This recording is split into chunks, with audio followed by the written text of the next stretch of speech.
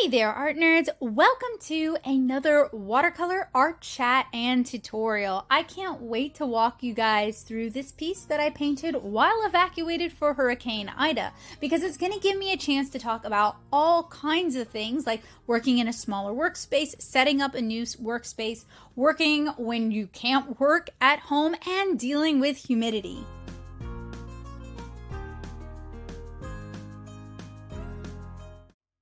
I first started this watercolor illustration way before evacuation when I was still living in Norco and I had my usual studio setup.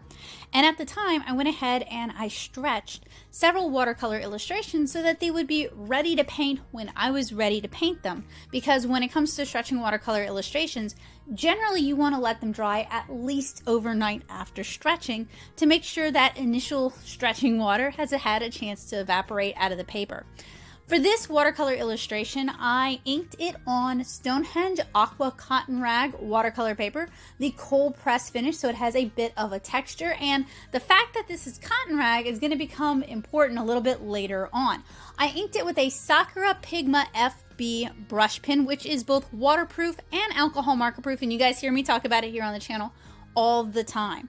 So this is my setup my studio away from studio, and it's basically an inexpensive plastic folding table that I put some white Teflon onto. And the most important thing about this is the lighting, of which there is a copious amount of lighting, as well as my Rode mic arm. If you guys are interested in learning more about my studio away from studio, as well as the art supplies that I brought with me when I evacuated for Hurricane Ida, I have a video where I talk all about that and show you guys what I brought, the art supplies I just absolutely couldn't seem to live without, and I'll link that in the cards for you guys if you're curious. So I am starting with a toning wash. We've actually got two very disparate colors going on here. We have a warm yellow, and we also have Aquarius's version of Moonglow, which is a very soft, granulating purple that has kind of a moody, atmospheric feeling, and I thought that would be great to kind of help establish the scene, establish the tone of this illustration, since it's a mother and her two kids upstairs in their attic sewing room, and she's making new dresses for them out of some recycled handkerchief. And this is from my Lilliputian Living series. I have 4 volumes of that out, and it's all about tiny people's daily lives. And this year in October, I'm going to be working on my 5th installment, which is just daily living. So it's going to be about Lilliputian cooking, Lilliputian foods, Lilliputian hobbies. So if you enjoy learning about life on the macro scale, or if, I guess I should say micro scale, I'm thinking of a macro lens, which makes things look bigger than they are, but we're actually talking about very tiny things here. Or if you're interested in tabletop gaming and you'd like to try setting your next tabletop adventure in the tiny world, I think you guys will really enjoy Lilliputian Living, and you can order your own copy through the Natto shop at nattosoup.com/shop. I'll link it for you guys down in the description below. And I hope you guys will join me over on Instagram, where every day I'm going to be sharing a different inked illustration and prompt all throughout the month of October. You can find me at instagram.com/nattosoup. So I'm kind of establishing, or I worked to continue establishing that first wash. You guys saw me add in some nice red, that would be alizarin crimson. I wanted some warmth, as well as some ultramarine blue that is also a warm blue color. It's going to add a little bit of shadow to it, but it also granulates, and that's kind of what I'm going for here. Right now I am doing a grisé underpainting using our basically not lunar violet, Moonglow, using our basically Moonglow, and I'm basically establishing in a lot of my shadows. I'm creating kind of that underpainting of granulation, and this is really helpful because not only does it help me block in areas, but it also helps me start establishing a light source and the shadows earlier on. Now you guys are going to see the light source in this video shift a few times, and that's when I was kind of struggling and figuring out my light setup for my studio away from studio. Most of these lights are USB powered lights, and I didn't have enough USB plugs at first, so for a while I was working using a power bank, which definitely has some downfalls. So if you're setting up a small portable studio, something in a dorm room, something in a bedroom, something in a corner that no one's going to care too much about, I would really recommend you have a light socket and a power strip and plenty of those USB plugs, because what I'm using here is I've got two of the smaller Neewer photography lights. So these also come with inserts that you can use to change the color of what you're lighting. I also have a light wall that I created, and I shared that tutorial here on the channel, and that gives a more uniform source of light. I have a ring light that I got from Walmart, but you can find those all over Amazon. And then I have an OT light behind me, and I also have a ceiling light that you guys can't see that has some natural light bulbs in it, because honestly, to get the best recording situation for you guys, I need it to be bright as the sun.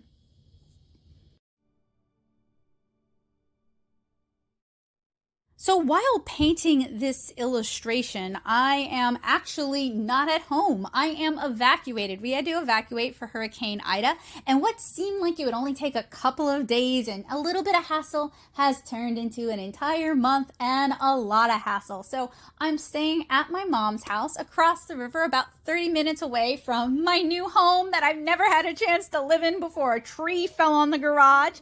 I've never even had a chance to paint in it yet.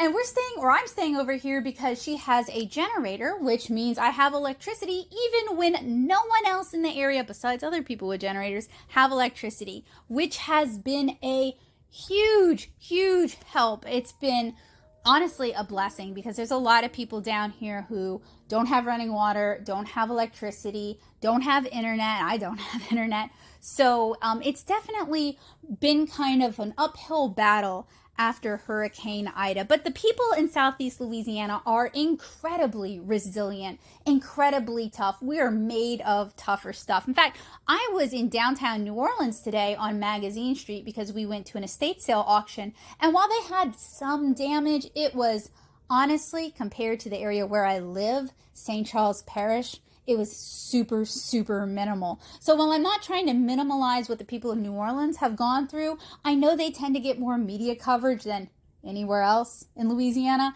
And people have a tendency to think that just because New Orleans is done dealing with something or has made a lot of progress dealing with something, no one else is dealing with it. And I want to take a moment to say that is absolutely not the case. There are a lot of areas in Southeast Louisiana that were seriously affected by Hurricane Ida that are going to be dealing with the ramifications for a long, long time. And while they might not ask for help from outsiders, they might not complain about it too much, they are still dealing with a lot and deserve some consideration. So initially, I just grabbed a few things when we were evacuating because I honestly didn't think the storm was going to hit as bad as it hit. We didn't hear about the 170 mile per hour winds until we had already evacuated. So I grabbed my Daily Driver watercolor palette. I grabbed a few of my silver black velvet brushes that were already packed up. I grabbed some rolls of toilet paper because I figured those might actually be helpful.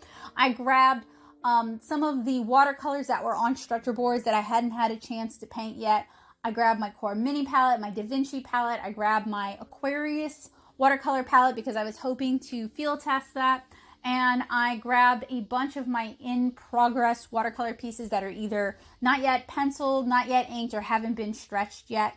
And that was basically what I grabbed at the time. After the storm, while we were kind of dealing with the aftermath and figuring out how to make do, I ended up going back to my house that does not have power and has a damaged roof and grabbing a few more things just so that I could continue to make art, because that's something that's very fulfilling for me. It's very calming for me. It's grounding for me. It helps me feel like I'm a part of the world, and it helps me feel more centered and calmer. So I grabbed some of the things that I would need for that.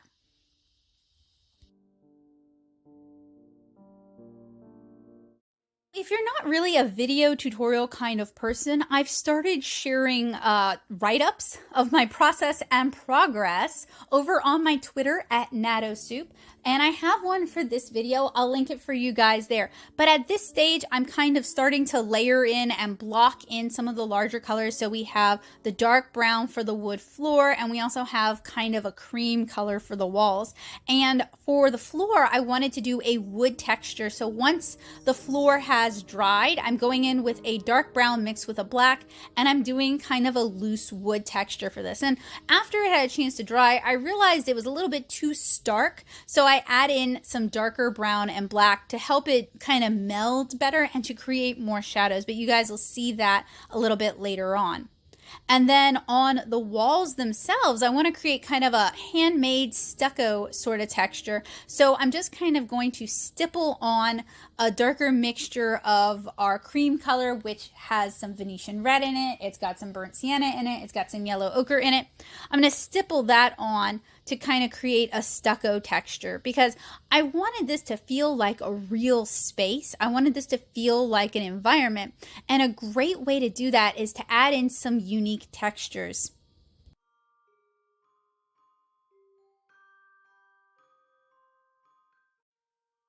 So I've talked about how Hurricane Ida has affected myself and Joseph a little bit in some of the update videos.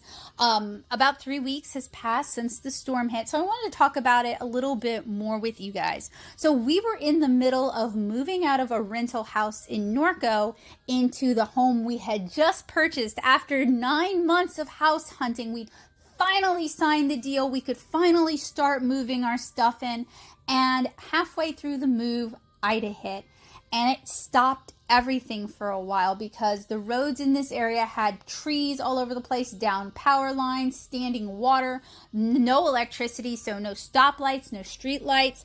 It was just really dangerous to get around. And as soon as some of the power lines had been cleared, as soon as people were allowed to go down Airline Highway, as soon as the standing water in Norco had gone down and we could get to our rental, we were trying to finish moving, doing it carload by carload. Now, there's no electricity. And while some of y'all might have fall where you live right now, y'all must live up in northern US because I see people talking about fall vibes already. Down here in Louisiana, fall doesn't happen until around November. So as we were trying to move out with no electricity, that means no fans, no ACs, just the heat and the humidity. It was like 95 to 100 degrees outside. And that is, y'all, if you can help it, that is not fun. This is our second time moving in a hurricane since we got married. The first time was when we moved from Nashville to Louisiana and we had to drive in the wind and the rain. I do not recommend. I'm from Louisiana, born and bred. My family has been here. Some parts of my family have been here for hundreds of years. So this is just part of who we are, and I don't regret one little bitty bit moving back. No hurricane is going to make me regret moving back because this is where my heart is and I want to make Louisiana a better place. And the only way you can do that is by being here and actually helping. But I would also not recommend moving in a hurricane if you can help it. So we moved the rest of our stuff into our new house, which doesn't have any electricity, and for a while didn't have running water either because a barge hit the water treatment plant and the water has not been safe to drink. Like, first of all, the water had been shut down on the east bank of the Mississippi River in St. Charles Parish for a while, and it came back about a week ago, but it hasn't been safe to drink on either side of the river. You could not drink water from the tap. You cannot give your pets water from the tap until like 2 days ago. In fact, electricity in the area where my mom lives came back 4 days ago. Electricity where our house is still isn't back. They're still trying to get that fixed. So my life definitely feels like it's been put on hiatus. It's been put on hold. And I am so fortunate because we were hit, but we weren't hit as hard as like Terrebonne Parish or Laplace was hit. Laplace was flooded and there's oil in that water. Some of the plants took that as an opportunity to dump some stuff illegally. Thanks, plants. We love you. And Terrebonne is prepared for water. Those houses are built high up. They got hit with those winds. I mean, just scourged with those winds where you'll see like the whole roof has just been yanked off the house. You see a lot of that here in St. Charles Parish, but we think a lot of that might have come from tornadoes. Now, to be fair, the winds were 170 miles per hour, and I don't mean the occasional gust.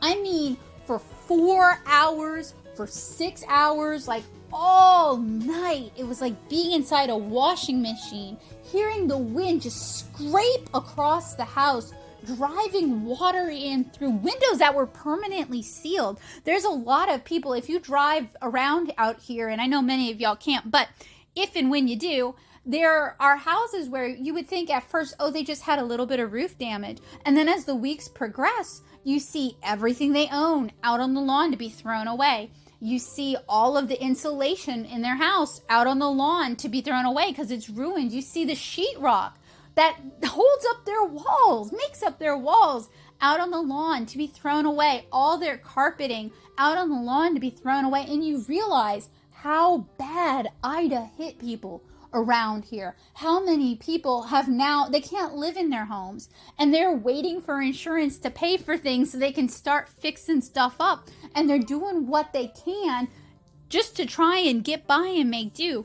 So I'm really grateful we weren't hit like that, but we don't have internet out here. And I know that is like the world's smallest complaint compared to what I just said, but Joseph works remotely for Vanderbilt. If he doesn't have internet, he can't work. So he's staying 5 days a week in Gonzales where he can get internet, and I'm staying here an hour away because there isn't room in Gonzales for me to work. And we're just doing 5x2, 5x2, 5x2 until we have electricity and internet again.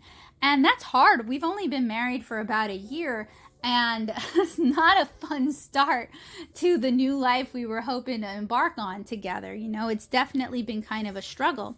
And things you take for granted as everyday things, whether it's internet so that you can check your emails and reply to work emails, or internet so you can listen to a YouTube video while you're painting and it helps you stay a little bit more focused, or internet so that you can pay your bills or look up reference for things that you're painting, or respond to people and feel connected and not so isolated, or check the news.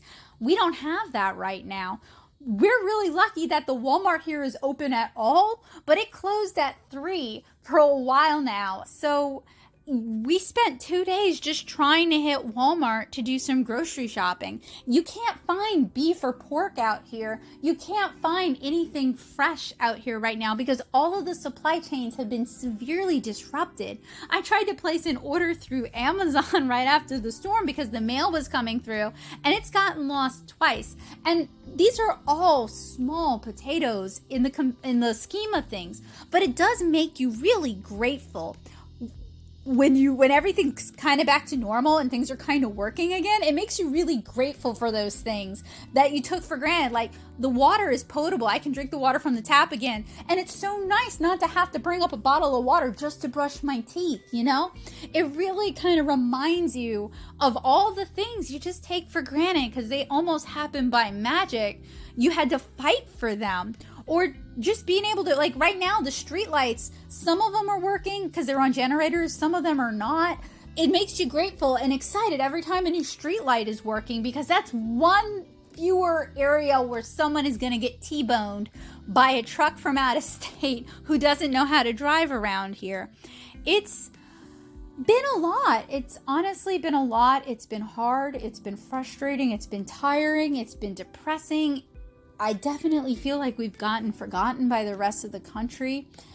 It's a challenge, but it's not a challenge I don't know how to deal with.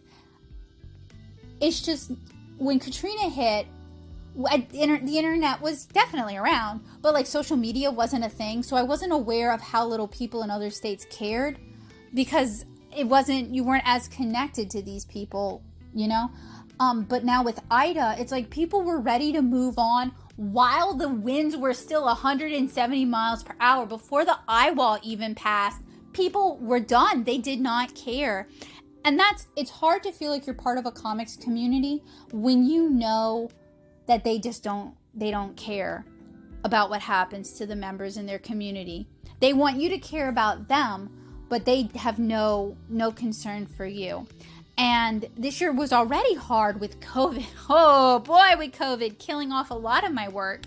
I was just starting to get paying in-person work again, and now Ida hit, and it wrecked a bunch of the libraries that I teach at, and they're kind of out of commission for the time being. So there's just a lot that's up in the air and kind of stressful and kind of depressing going on right now.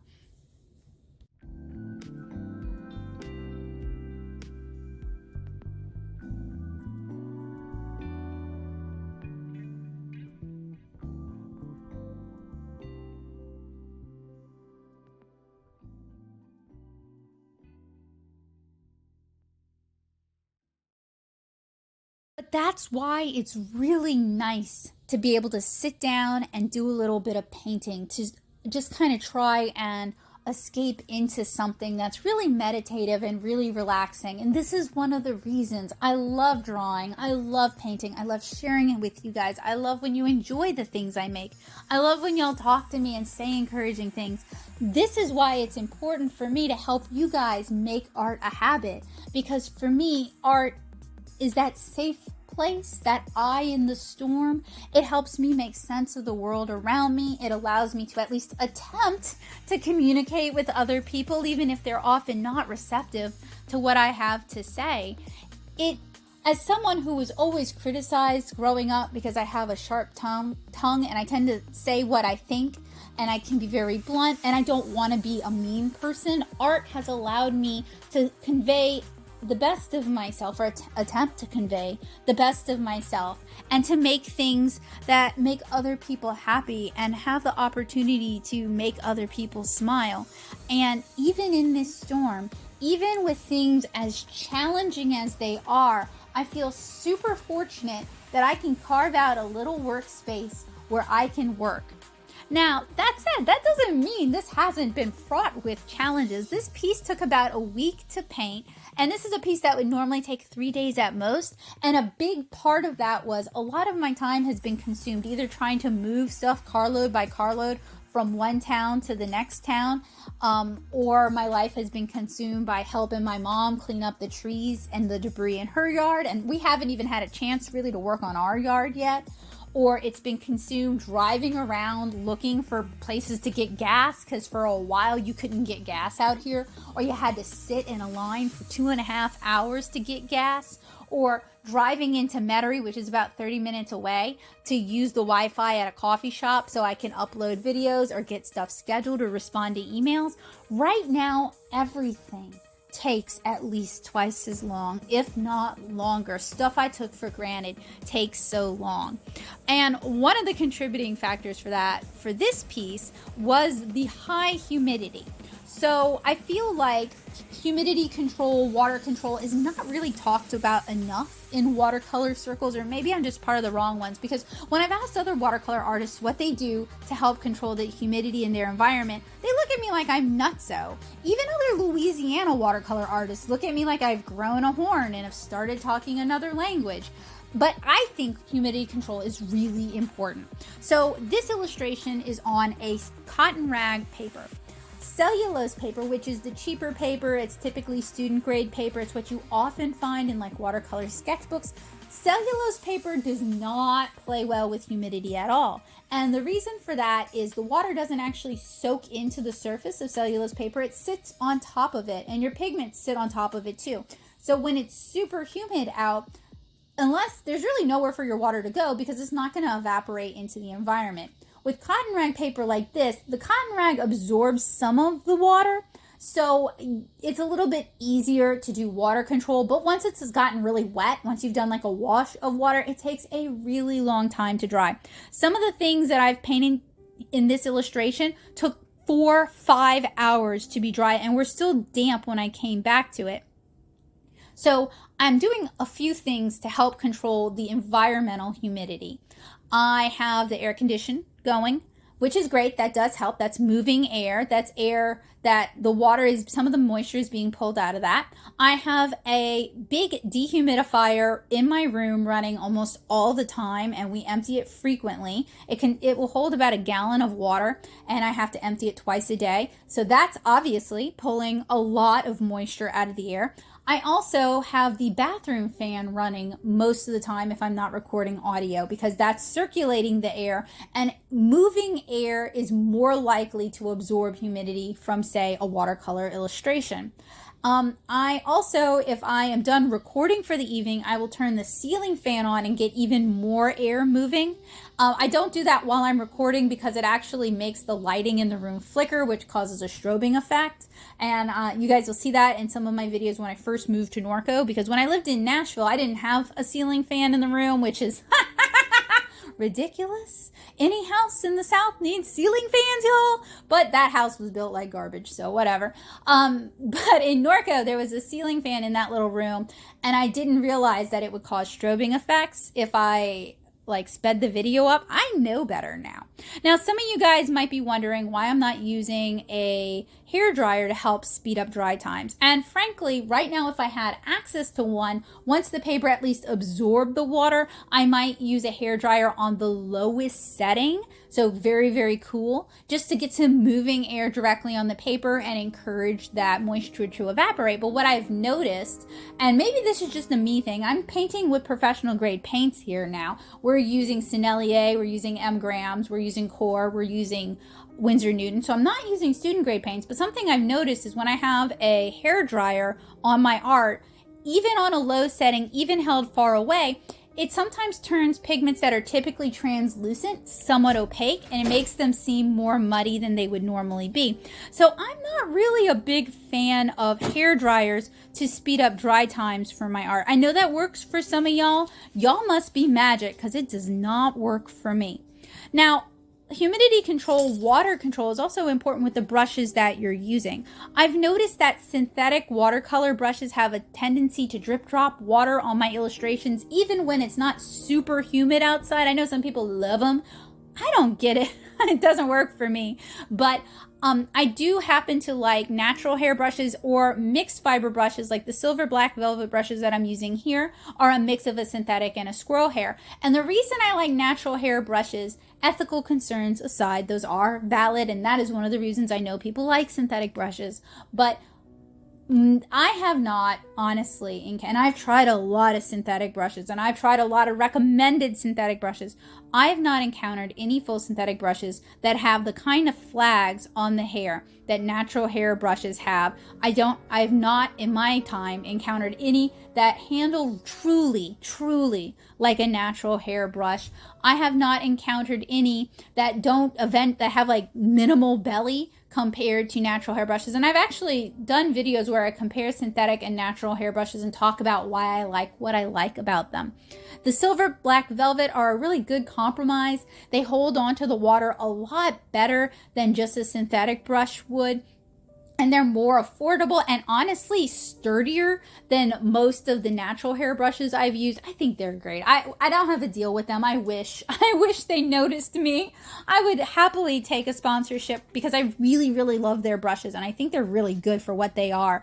But that's just my own personal opinion, my own recommendation. I've talked about them for you guys before. But even with these brushes that do a really good job of holding onto the water and not drip dropping all over the paper, it's still so humid that if I'm not careful, if I put the brush to the paper, it'll just pool out of the brush onto the paper and cause a mess. So you guys will see me dabbing my watercolor brush onto the paper towel. I'm using a Viva paper towel here just to get rid of some of the excess water and to help with water control. And all of these techniques, all of these things kind of sort of help with the humidity. But to be real, my mom's house is kind of humid. She lives by a swamp, and that certainly doesn't help. And it's just been super humid after Ida. So it's definitely been a struggle to control the humidity. But I hope some of the things that I shared with you guys will help. It allowed me to at least finish this painting, which is pretty good.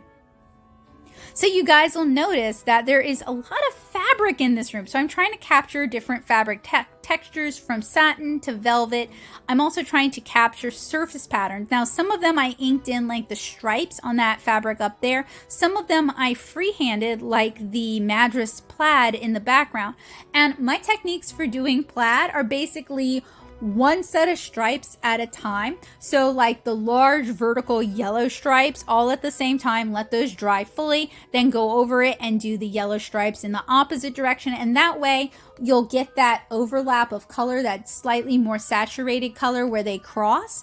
That if you pay attention to how fabrics are woven, you'll notice that in plaid designs, it tends to be a more intense version of the color where the two stripes of that color cross. Or you'll also get like an optical blend of the color. So you'll get like, if you have a blue and a yellow cross each other, you'll get a green. So allowing it to dry fully before I do my next stripe helps prevent it from turning to mud, and it also gives us that optical blending that makes it look more like actual plaid.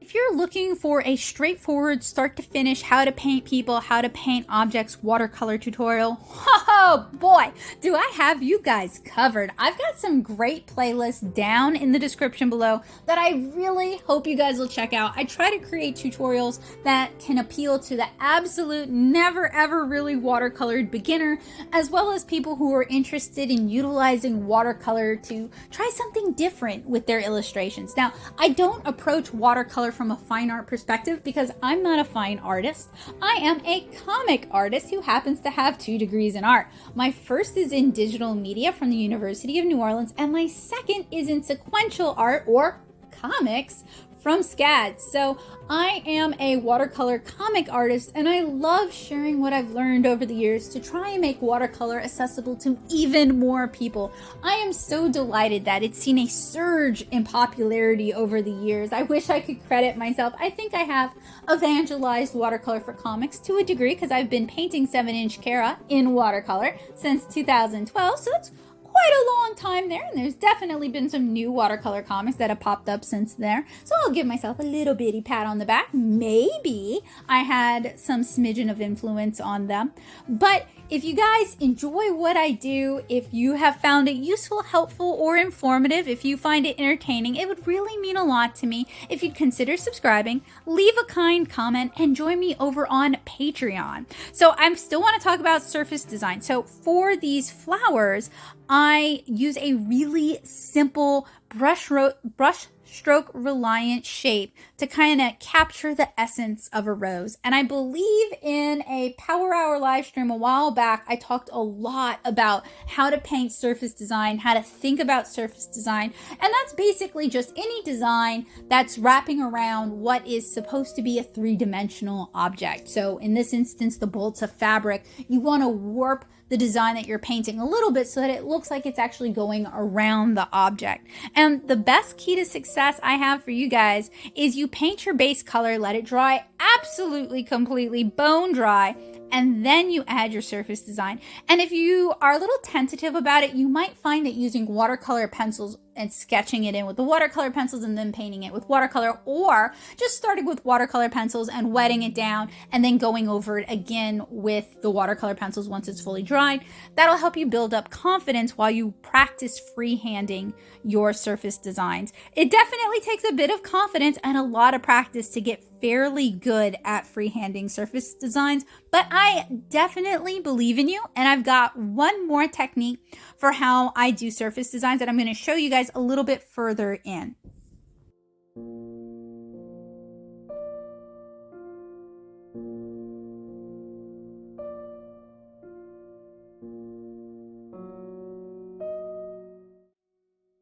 So I don't know if you guys know this, but Louisiana isn't exactly a hub for comics or illustration. Nashville wasn't exactly a hub either. I am heavily reliant on the internet to find new work, to communicate with employers who might be 3 or 4 towns over, to promote the work that I do, to garner a new audience. I'm very reliant on internet access. And I'm going to have to jump back to that in a second because this is the other type of surface design I wanted to talk about. So these girls are wearing homemade dresses that are made from an old paisley handkerchief. And to imply that, I am starting with a white watercolor pencil. I'm using a Derwent Inktense for this, and I'm sketching in that paisley pattern. And I'm going to use a little bit of clean water on top of it as we go into like the shadowier areas, and that's going to kind of soften that white. So it's still sort of there, but it's not as apparent, and that kind of gives us the impression of it receding into shadow. It molding around the form. Like this is a design on the fabric that's on a person. I'm going to let that dry fully. I'm going to go over it again with the white watercolor pencil, and then I'm going to go over it with gouache and build up my highlights. So lack of internet, oh boy, look, I'm sure I'm an internet addict. Most of us probably are. But for those of us who work freelance, who do gig work, who work remotely, or use YouTube and Patreon as part of our income, you gotta use the internet. You're gonna be reliant on the internet. And not only is it difficult to find out news about what's open or when curfew is or store hours, it's difficult for me to upload even just still images of my art on Twitter. I've had to figure out all the areas around here where I get slightly better cell service so that I can quickly upload images while I'm out and about, because I can't do that from where I'm staying. The AT&T service out here is abysmal and has been for years, and I've harped on them about it before, so it's not like they don't know. But not having internet really makes it hard to be an artist in the internet era who lives in the South. It's not like I can go to the library and use their internet. They were flooded. It's not like I can go to my favorite coffee shop that's 15 minutes down the road. They're closed right now. So it makes everything I do, everything I share with you guys more of a challenge, and I really have to plan what I'm going to do way ahead of time. All these things I used to take for granted are much harder right now. So you guys can see the areas that are more highlighted closer to the light source, I went in with the white gouache and kind of re-solidified my paisley, and that actually gives us a paisley that feels like it's going around the form of the image. And utilizing your watercolors and your watercolor pencils to build up those highlights, to build up the color depth, can be a great way to create believable surface design. So I definitely have talked about a lot of stuff that's hard, a lot of stuff that's challenging, and some of you guys might be wondering what you guys can do to help. And I want to thank y'all if you are wondering that, because that really does mean a lot to me. I don't really need like GoFundMe money. I'm good. What my concern is in the months to come, most of my paying work has dried up due to the hurricane. So if you enjoy the work that I do, please share it. If you know somebody who's hiring, looking for an illustrator, looking for an art teacher, and who can work remotely, please throw my name in. Please remember me and consider me and recommend me to your friends and help me spread the word and help me spread my tutorials, because it takes everything I've got right now to maintain my twice a week schedule. And your help just spreading the word, attracting new viewers, attracting new patrons is a huge help and greatly appreciated. And it doesn't necessarily cost you anything. If you've never read my comic 7-inch Caran, take a couple of hours and read it. I think you guys will really enjoy it. If you haven't checked out my Instagram yet, or you're not following me over there, please follow me. I can't post to it right now. It just requires more internet that I have. But once the internet is back up, I'm going to have a lot of art to share. And please tell your friends about any videos that you guys found helpful or interesting or entertaining, or just help dispel some of the loneliness. That's one of the best ways you can help me out right now. If you really like what I do and you can afford to do it, supporting my work over on Patreon is always super helpful because I use the funds from my Patreon to buy new supplies to review and to replenish my paper stock because, I mean, creating watercolor tutorials consumes materials, and my Patreon helps offset the cost of that. Those are the best ways that you can help me, and they cost you hardly anything. If you're looking for an absolutely free way to help me, you can fill out a library request form at your local library for 7-inch Caran Volume 1 and Volume 2. Both of them are available in print. It costs you only your time. I sell a couple of books, and it helps me develop a new audience in a new area for the work that I really, truly love. But other than that, just your kind words and us getting to hang out twice a week really means a lot to me. I miss being able to live stream with you, and I hope I'll be able to do that soon. I am really hoping they can get the electricity and the internet back up around here, because frankly, there are people who are suffering far, far, far worse than I am in the heat, in the humidity, in the rain, and they've lost basically everything. So I really hope that we can continue to be strong and get on our feet as soon as possible. So this would not be possible without the amazing support of my fantastic patrons on Patreon. Here are a few of their amazing names. Thank you guys so much. If you want to join their ranks, you can find a link down in the description below at patreon.com/natosoup. Thank you guys, and continue to stay safe. Bye guys.